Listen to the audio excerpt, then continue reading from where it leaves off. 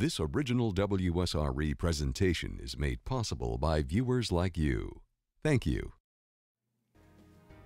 One of country music's defining songwriters, Sonny Throckmorton, on this edition of Conversations.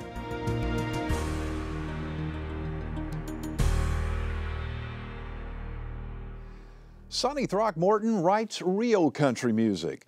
His songs are a blend of purity and simple truth. They speak to the heart and relate to the soul. With 15 #1 songs and numerous other hits, Throckmorton has more than earned his spot in the Nashville Songwriters Hall of Fame. From 1976 to 1980, Sonny Throckmorton owned the country music charts. His songs have been hits for George Strait, the Judds, Jerry Lee Lewis, and Merle Haggard. Titles like The Cowboy Rides Away, If We're Not Back in Love by Monday, and Middle Age Crazy have made Sonny Throckmorton one of the most prolific songwriters in Music City. We're glad to have him on this edition of Conversations. Sonny Throckmorton, welcome. Well, I'm glad to be here. How did you start writing songs? Where did it begin for you? Actually, I was in church watching my dad preach a sermon. It was a long sermon, and I was probably about 17, and I'd had a couple of head injuries by then, and I wasn't thinking right. No, I got bored and wrote this song, and it was a religious song, and it wound up being something I played to a neighbor, and I made her cry. So I thought, wow, maybe I can do this, you know. Thank God I could, because I flunked out of college, and I had to do it. You had to do it. You certainly didn't flunk out of the music business. How did you go from being just 17-year-old kid starting writing songs to being a professional with it? Well, my dad would tell me things like, I talked to my lawyer today, and he told me that the odds of writing a hit are 1,000,000 to 1. He'd tell me that all the time, And I thought that was pretty good odds, really, being young. Come to find out, it's probably 1,000,000,000 to 1. And I just went into it headlong. I flunked out of college and moved to California and started playing in a nightclub, and then from there I moved to Hollywood, and I had a deal on London Records, and stayed there for a month, and then I went to Nashville, and just at that age, I was like 19, 20, 21. You don't know, like I say, there's no reason why you shouldn't do it, and you just kept on. And I did it. I kept on, and when I got to Nashville, I got lucky, and I had a wife that worked. That was a big deal. Now, you were with the famous Tree Publishing for a while, right? How did that come about? Well, after I'd been in town for a long time, I finally wound up getting with Tree. And actually, that's when I started having success, a little later. And I was brought to Tree by Dave Kirby and Curly Putman. Curly's guy he's an Alabama boy, wrote Green, Green Grass of Home. And, right. And then Dave Kirby was a guy out of Texas, and he'd heard me, and he just believed in me, and he went and told the people that if they'd signed me, that they'd take my losses out of his royalties. Wow. So, that's a dang good friend, and as far as I know, they never did have to take anything out of it, but that's how I wound up with them. Well, what was the first hit you wrote? First hit I wrote was a song called "Going to the Dogs with a Bunch of Swinging Cats," and it was, I think, it went like number 48 or 40 something or another, and that was 65, something like that. And then 66, I had one that went number 4, thing called "How Long Has It Been?" And then it was a long drought, and I didn't have a lot of hits after that. And then. But when I come back, really started having a lot of hits. I guess some of the first ones were songs like "Knee Deep in Loving You" and "Thinking of a Rendezvous," and oh gosh, I don't know, some of those real early ones, "Trying to Love Two Women," and you had some pretty big artists cutting those, because you had the Oak Ridge Boys and yes, Dave and Sugar, who, if people are old-time country music, remember they were big in the 70s. Yes, they were. But Thinking of a Rendezvous, now that was #1 hit for you, right? Yes, it was. Well, actually, the Knee Deep was #1 Okay. with David Sugar also. Right. Yeah, but that was a #1 song, and it was my first one. And of course, boy, that's when you know maybe you didn't make the wrong choice when you chose to be a songwriter. Thinking of a Rendezvous was a guy by the name of Johnny Duncan, who had some great songs, and then Janie Fricke was backing it up, and of course she had quite a bit of success in her own right. But tell me, how'd you come up with that idea? Actually, I was just the thought of when you're talking to somebody, and you're actually saying something, carrying on, but you're really thinking. I mean, you don't mean to be, but you're thinking of something else. Yeah. Yeah. And not rudely, but maybe something nice about that person. Sure. In this case, it was a rendezvous, you know. But so, can you do a little bit of it for us? I'd love to. Yeah. It was #1 hit song. Johnny Duncan was the artist, and Janie Fricke back up. Sonny Throckmorton wrote it. Do a little bit of it. Okay. I'll do your verse or so. That sounds good. Well, I said hello. My, it's been such a long time. You said yes, it has, and it's been a year or more. And you asked me about my wife and family. I said Johnny's 6, Judy's almost 4. I was thinking how I'd love to get you along for 1 hour down at the family inn like we used to do. We kept talking and like nothing ever happened. I was making small talk, thinking of a rendezvous. I was making small talk, thinking of a rendezvous. By the way, I know that chord. I just don't know it at this very moment. I got you. Those chords come and go. I know what you mean. You know, I never wrote with a guitar, so a lot of times when I play with them, I have a tendency to screw the chords up. But, writing with the guitar always got in my way. It's like you're trying to think of a line, and then you have to stop and go, what key was that in, you know? And by the time you get to it, you forgot, maybe that good line, so sometimes that happens to me, and I forget the chord. That's okay. That's okay. When you write, what do you write with piano, or you just write with nothing, no instrument? I actually just write in my head. The best kind of songs are the ones just going down the road, patting on my dash of my car. Yeah, them are the good ones because you can get into them, you know. Yeah. Let your mind go. Is there anything that it kind of inspires you to write? I mean, are you always kind of looking for ideas, or does it just come to you? Well, I actually, having got my last divorce, I've been dating a lot, and it inspired. Would you like to hear a verse? I'll just do you a little verse of one that's been inspired, Sure. Inspiration. Absolutely. It's from dating around, you know. Oh, well, I'm looking for somebody that doesn't have a cat. I don't want no feline on my welcome mat. You're a kitty lover and I'm a dirty rat, and I'm looking for somebody doesn't have a cat, and it's a deal breaker. I'm a dog man. Deal breaker. I'm a dog man. Deal breaker. I'm a dog man. It's a deal breaker. Dog, dog, dog man. I love it. Now that was inspired by the real deal. Everywhere I went, there was a cat, you know.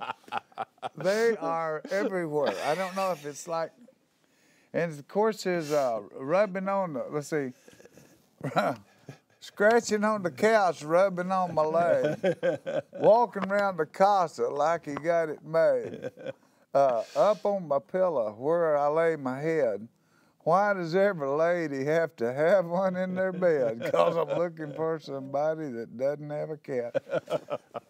You know, it's an inspired song. It's a true inspiration. I mean, it's a true inspiration. I got, having lived the single life for the last little bit. I understand. Speaking of single life and relationships and stuff, one of your big hits was a song called Middle Age Crazy, Jerry Lee Lewis. It's crazy. They made a movie out of it. How did that, what inspired you to write that song? You know, I'd seen it happen to a lot of people, and there was really not a name for it at the time. It was like they was real hung up on menopause, but nobody said anything about what happens to us, you know, when we got. And I noticed that something was happening, and so I just kind of wrote what I saw happening. Yeah. And it seemed to happen around 35 to 40. It happened to all of us, you know, and it even, I'd write these songs and they'd come true later on, you know. Yeah. And this one came true on me later on, but at the time I was actually just writing what I saw. Yeah.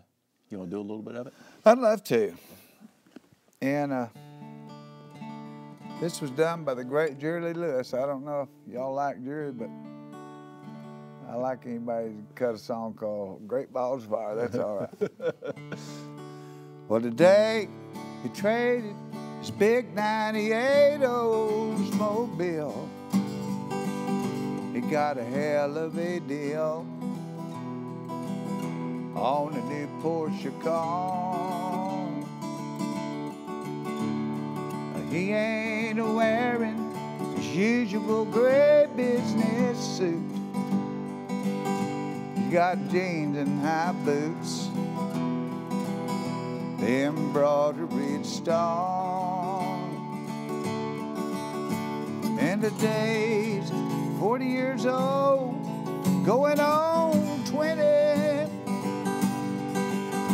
Don't look for the gray in his hair, he ain't got any.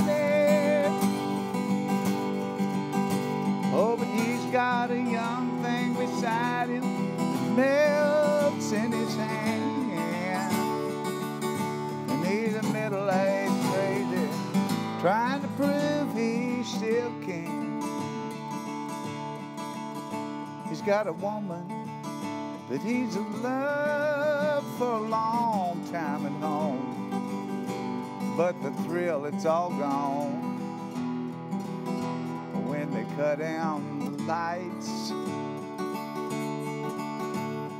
They got a business, they've been a walk coming by. It's been a long uphill climb. Now the profits are high.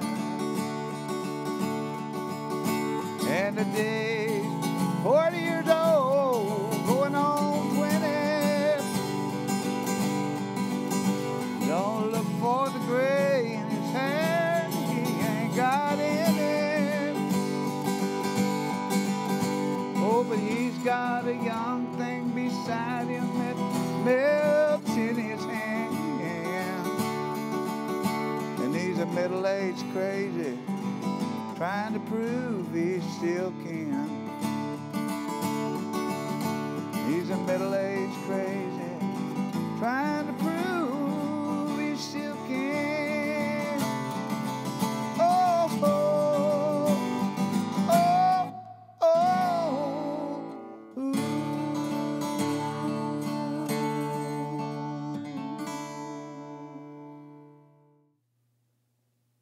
And of course, they made a movie out of that song, Middle Age Crazy. Now, were you involved in the movie any at all? Only thing I did, I dated the girl that played the cheerleader. That was it, baby. No, they didn't ask me a whole lot about how it should go, and that's kind of strange. I've actually had 2 songs made in the movie. I had a song by George Burns called 18 Again, and they made it into a movie, and they didn't ask me how that one went either. I don't know. It's kind of weird to come. They like your song well enough to make a movie, but they don't seem to think that you know anything about how the movie would go. Yeah. And maybe I don't. You know? But It gets Hollywooded up, so to speak. So they. Well, they seem to act like songwriters don't know anything about making movies. I think we don't really. It's probably a good thing they don't ask me. I don't know anything. But you still have the creativity going on in there of what you imagined. Yeah, what you see when you was writing the song, you'd think they'd say, "What was you thinking?" You know, but they never do. They just write a movie, and it's like, and you look at it and you go, "Well, all right." You know, and you mentioned that because I know people like music videos. I don't like music videos because when I hear a song, I imagine in my head what the writer was trying to say or how I relate. And then when you have a music video, it's somebody else's idea of what it was all about. Well, a lot of times it's like you listen to the song, you don't know what the hell it's about anyhow, so you got to see a video to tell you what, oh, that's what that meant, huh, when they said whatever they said, you know.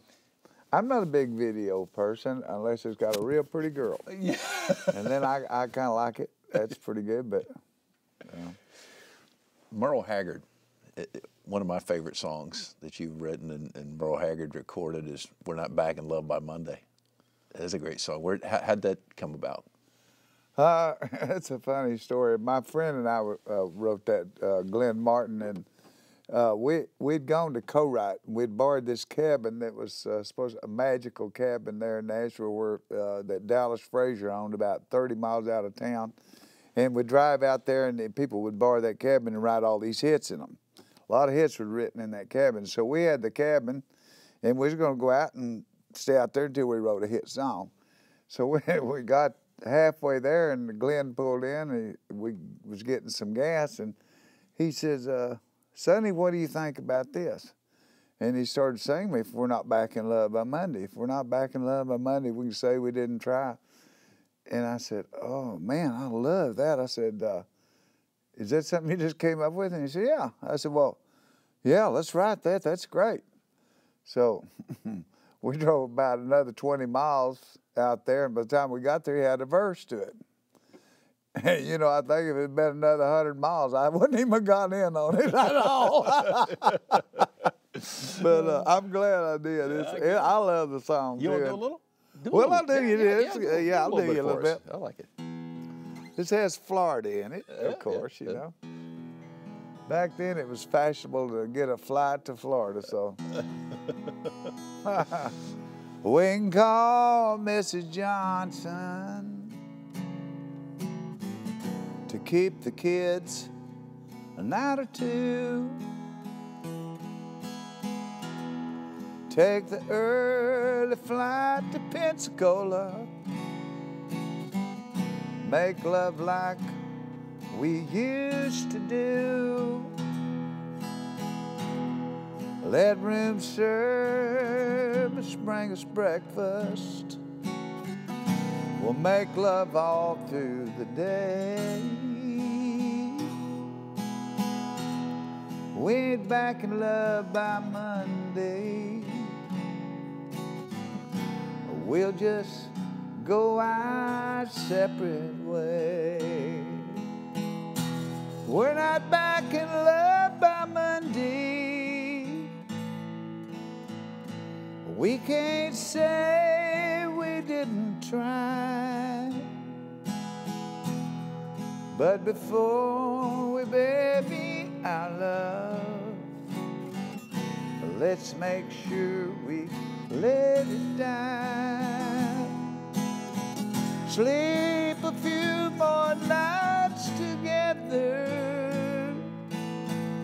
and say the things we used to say. We're not back in love by Monday. We'll just go our separate way. Yeah, yeah.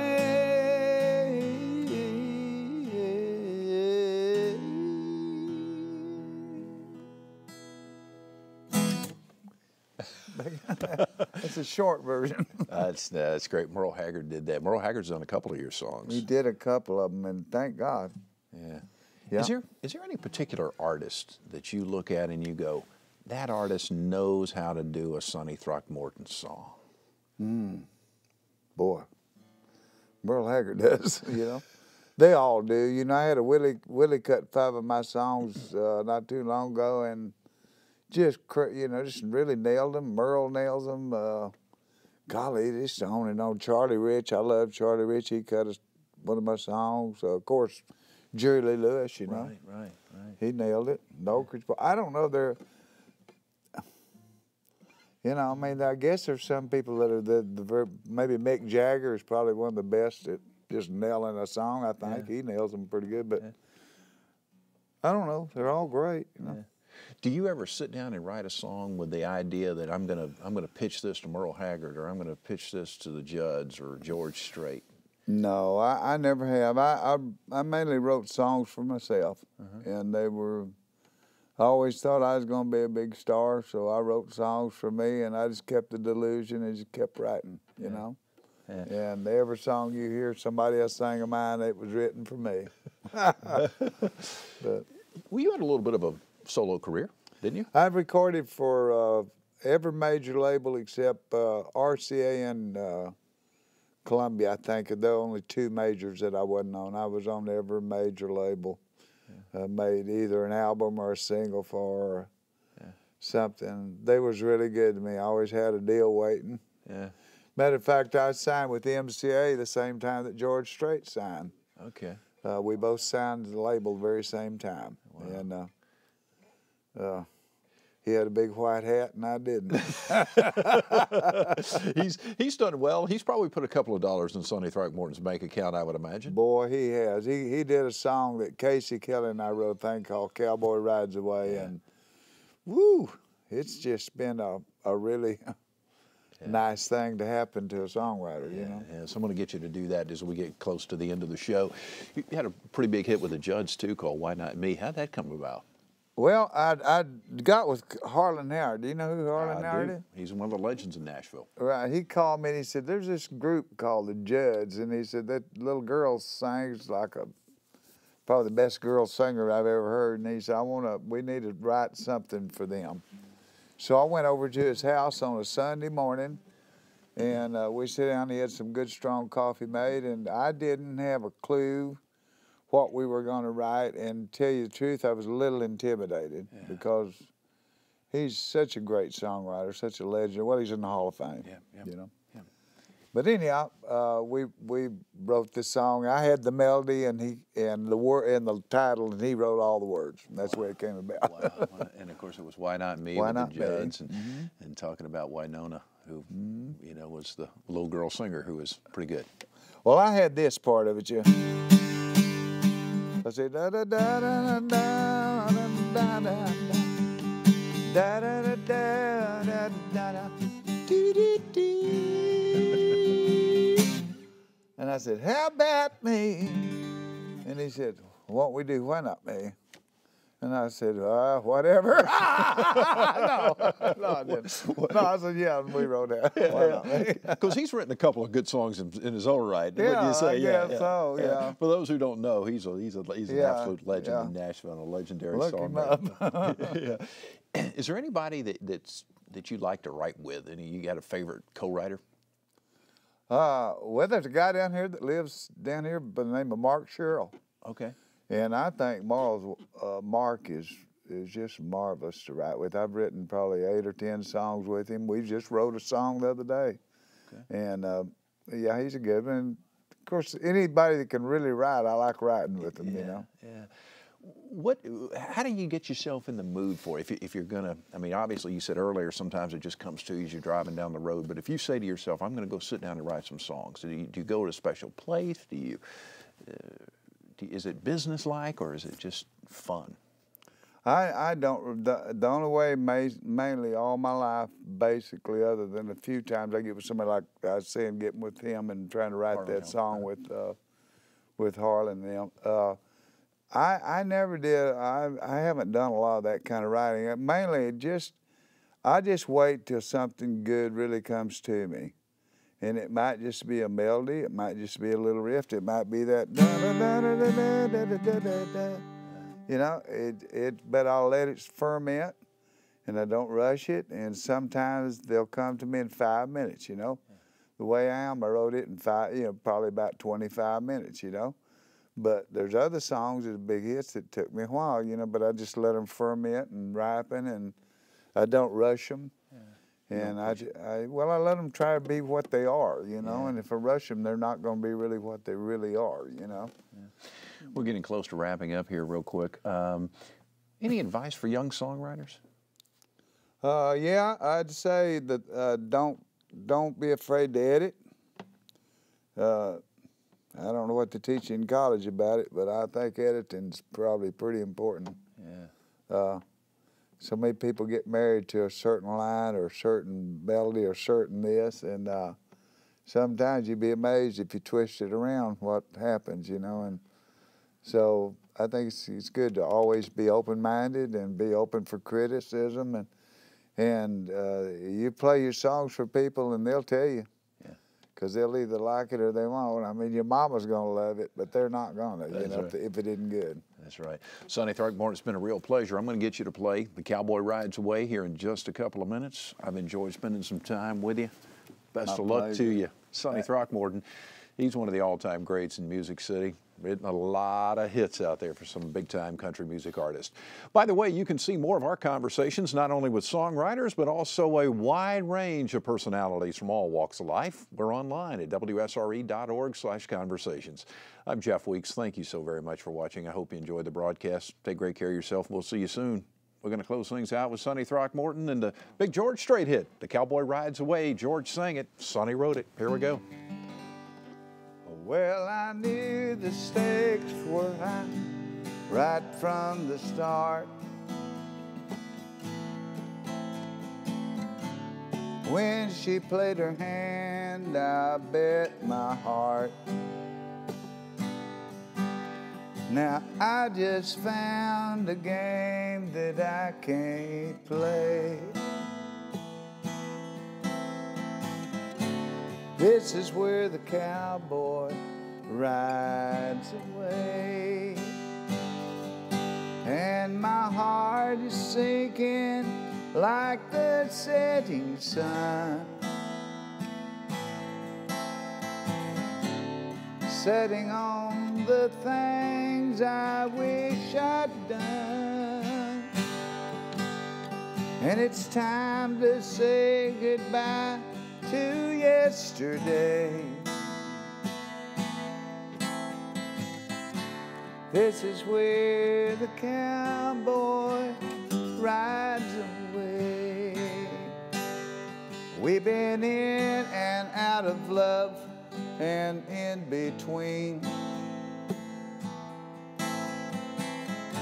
Now we just played the final showdown scene. As the credits roll, the sad song starts to play. This is where Throckmorton rides away, and my heart is sinking like the setting sun. Support for this program is provided in part by these corporate sponsors.